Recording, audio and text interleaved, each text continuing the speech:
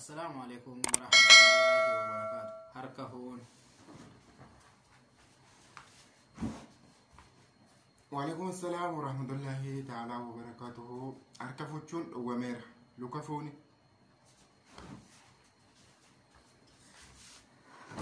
Aye jaalatamtoota fi kabajamtoota keenya har'a waan xiqqoo ishee daqiiqaa sadii guutuu lama taatu jechuudha qabannee dhiyaannee jirra. Wanti kunillee xiqqaatu malee wanti isheen qabattee jirtu waan baay'ee guddaa fi barnoota irraa argattan jennee abdadhaa. Inshallah hanga barnootaa fi keenyatti deebinutti isin akkasin dhaggeeffattan kabajaan isin gaafannaa. Barnoonni keenya isiniif dabarsuuf deemnu gaafii fi deebiidha. Gaafii ani isa gaafadhaa innillee gaafii naan deebisaa.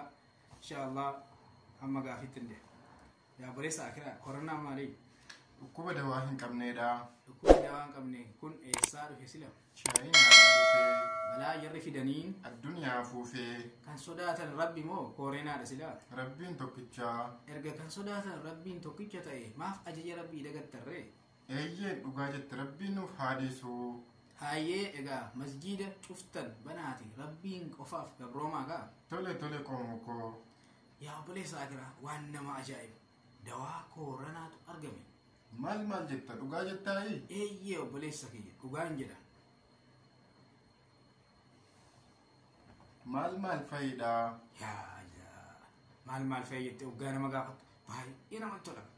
Na dhaggeeffadhu gaasittanii. Hayyee maal seeta? Yaa boleessa akira dawaansa dawaa abboo asuma gabaabumatti argamudha. Maa inni yoo itti dawaansa masjiida rabbii cuftan banaati onnee qulqulluudha rabbii keessan qofaaf gabrooma.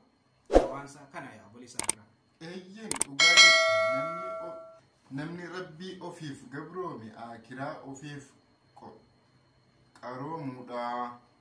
Hayyee kan nuti isiniif dabarsinu kanuma isiniin jedhaa. Wanna biraa yoo qabaatte jiraaf naaf dhiyeessii yaa boleessa akira. Hayyee kabajamtoota fi hordoftoota keenya viidiyoon ammoo hojjenne kan ergaa xiqqoollee taatu waa irraa hubattu waa irraa barattu jennetti abdanna. Akkasumas haala yeroo irratti wantoota garaagaraa gara fuulduraatti waan isiniif dhiyeessinu waa baay'ee qabannee dhufaa jirra. Akkasumas YouTube chaanalii koos kan saas deemtanii subscribe like share gootanii akka nu jajjabeessitan abdii isinirraa guunna. Abdii guutuu isinirraa qabna. Assalaamu alaikum warahmatullahi ta'ala wabarakaatu. Hayyee egaa waan baay'ee namatti toludha. Maa inni yoo jettanii akkuma inni eegee Anwaar Tubee jedhee kiyyaanillee Anwaar Naasir jedhee dhugaa rabbii dubbachuu yoo ta'e kiyyallee maqaan Anwaarii kan isaa garuu maali hiriyummaa fi artii ni goona jennee itti yaadnee waan waliin hojjechaa jirruuf ta'a jechuudha. Kanaaf maqaan keenya tokko hojjaan keenyallee gara fuulduraatti waliin tokko kaayyoon nuti qabannee jirrus tokko. Kanaaf jennaan wanni nuti dabarsine kun xiqqaatu daqiiqaa lamallee haa taatu malee barnoota guddaa irraa argatte. Waa'een kun maayini sa'aatii 24 ganamaa fi galgala addunyaan lafaaf gubbaan deemtee dawaa hin arganne. Dawaan maaf argachuu dhabde kan jedhuuf hanga yoonaa gaafiidha kun uummataaf.